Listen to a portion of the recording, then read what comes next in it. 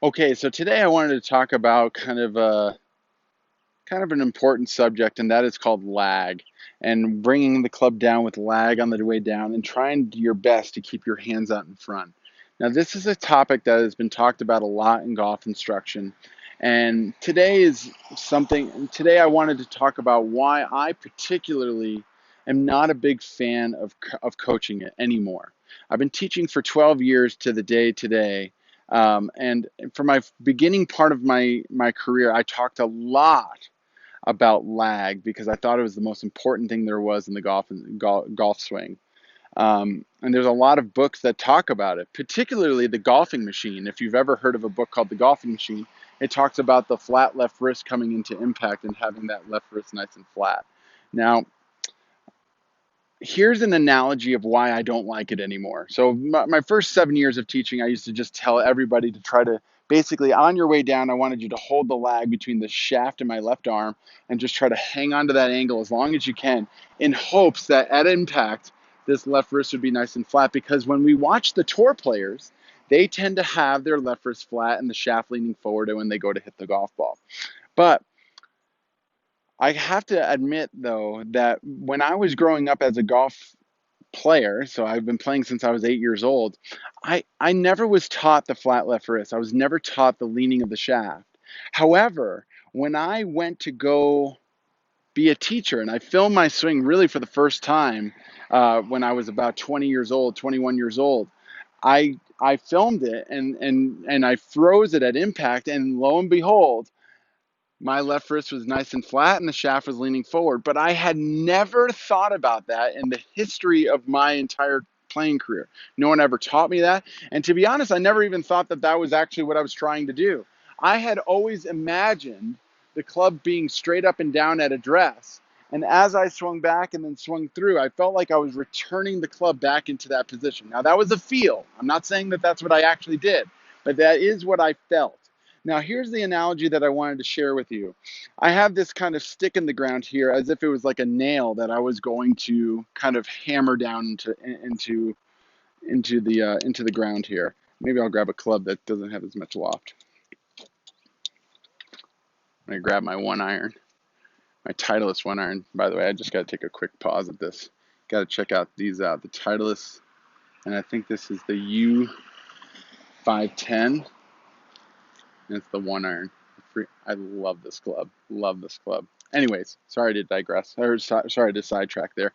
Okay, so as I'm hammering this into the ground here, so I'm not actually going to do it because it would damage the club. But as I'm trying to create this hammering action, and I'm trying to bang this club into the ground, bang this nail into the ground here, what I'm doing is I'm trying to create basically a similar action to a golf swing, that I'm trying to make the end of a stick or end of a hammer go very fast to hit the nail into the ground very hard.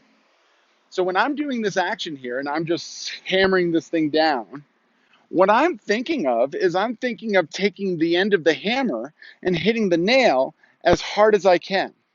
Now, when I do that and I freeze at impact right there, you'll see that my shaft, or the angle of my hammer, is slightly below the nail.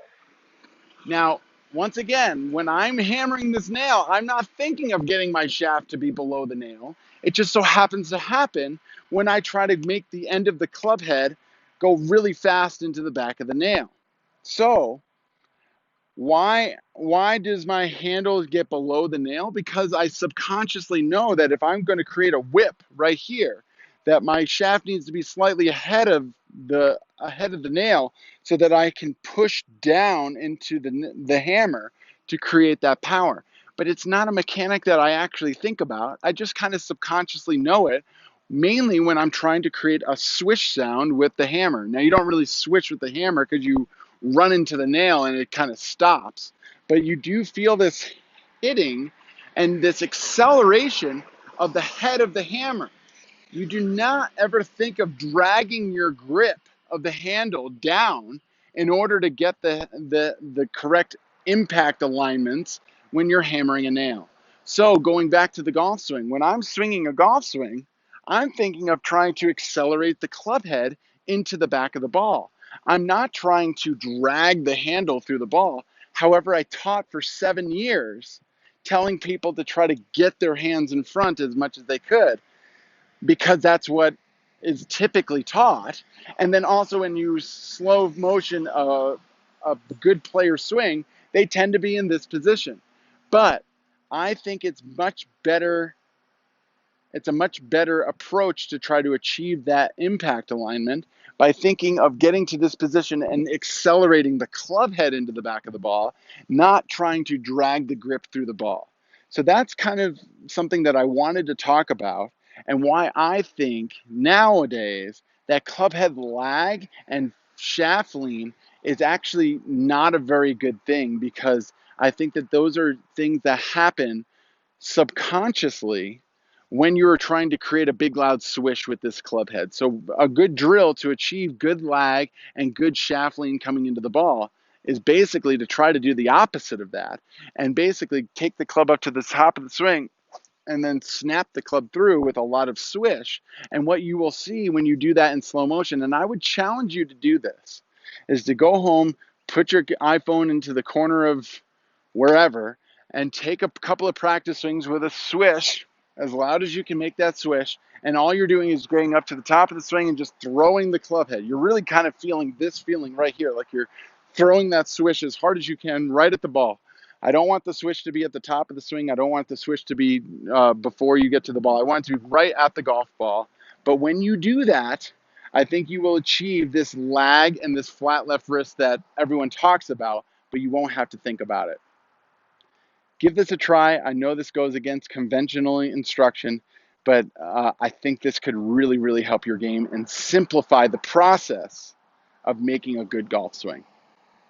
If you haven't done so already, please go down to the red subscribe button at the bottom of my channel and go ahead and click on that. And right next to it, you'll see a bell. And if you click that and go up to all, you'll get notifications for all my future videos that I'm coming out with. I try to come out with about 3 a week, so if you want notifications for that, please go ahead and do that now. Also, if you like today's video, please go ahead and click on the thumbs up like button. That really, really helps out my channel. Also, if you know anybody that could benefit from today's video, please go ahead and share this link with them so that they can see it as well. Lastly, if you have any comments or questions on today's video, please go ahead and put it down in the comments section. I try to read them all and give them all a reply. Thanks so much for watching today's video. I really hope this helps your game.